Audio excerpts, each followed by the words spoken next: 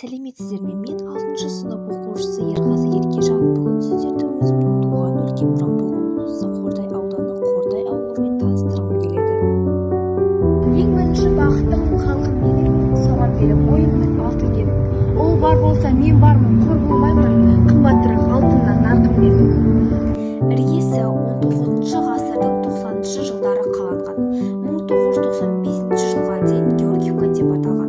Қордайдағы аудан деңгейдегі кәсіпорындар нарықтық экономикаға өтуге байланысты жекешелендіріліп, 13 шаруа қожалығына бөлінді.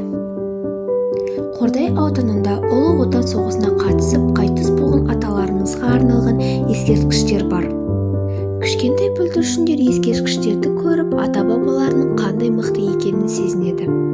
Үлкенде кішіде серуендеп демалатын табиғаты тамаша саябақтары да бар. Қордай ауданының адамдары ақкөңіл, кішіпейіл, мейірімді, көңілді, қамқор халық.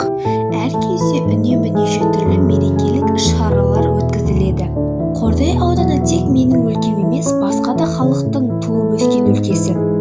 Мұнда неше түрлі ұлт өкілдері тату-тәтті өмір сүріп еңбек етуде.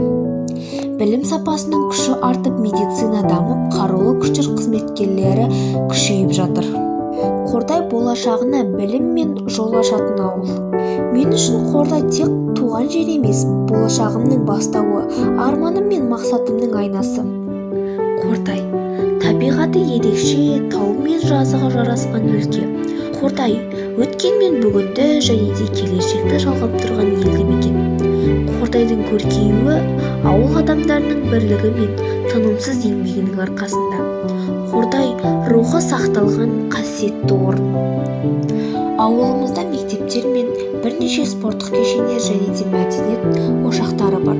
Сол мектептердің бірі мен оқып жүрген номер 2 Михаил Ломоносов атындағы орта мектеп. Бұл білімді ұрпақты жетілдіріп келе жатқан білім ордасы. Қордай әр кезде, әр жерде менің жүрегімде.